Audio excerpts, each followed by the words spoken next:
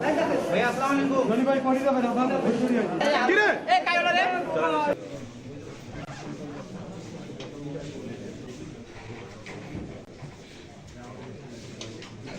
এখানে কিন্তু সবাই কম বেশি জানি, কিন্তু তারপরেও যেহেতু বিষয়টা কাজ করবে না, আমাদের আইনি প্রসিডিউর সেটা হচ্ছে যে রিটার্নিং অফিসার আছে আমাদের মাঝে।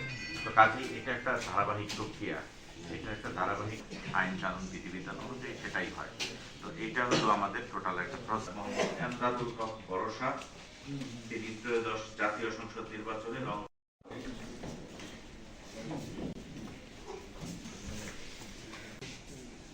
দলীয় কি হয়েছে সেটা আমাদের সাথে সেটা আমরা ফেস করেছি। তো জুলাই অভ্যুত্থানের একজন ব্যক্তির নামে মামলা আছে, সেই ব্যক্তি কিভাবে নমিনেশন পাবে?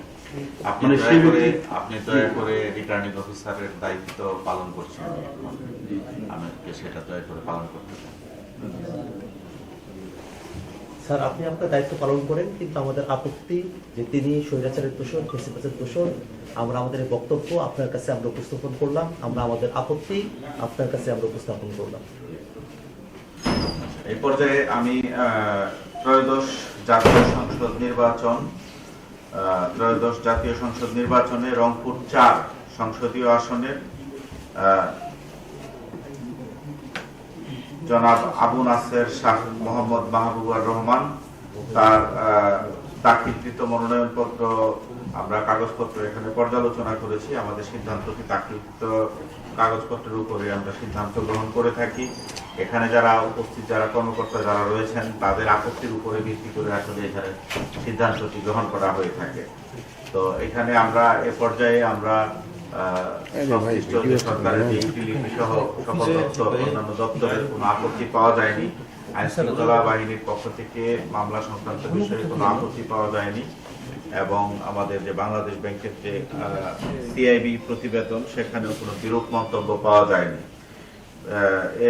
বিরূপ মন্তব্য পাওয়া যায়নি বিধায় আমি জনাব আবু নাসের শাহ মোহাম্মদ মাহবুবুর রহমান এর মনোনয়নপত্র বৈধ বলে ঘোষণা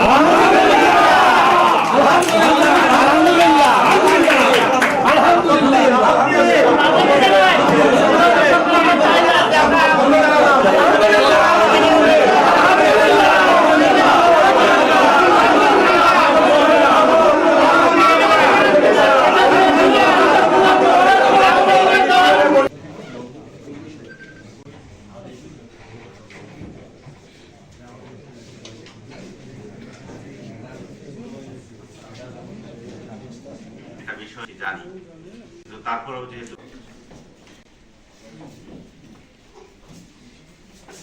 যে তিনি স্বৈরাচারের দোষর, ফেসিবাদের দোষর। আমরা আমাদের বক্তব্য আপনার কাছে আমরা উপস্থাপন করলাম, আমরা আমাদের আপত্তি আপনার কাছে আমরা উপস্থাপন করলাম। এই পর্যায়ে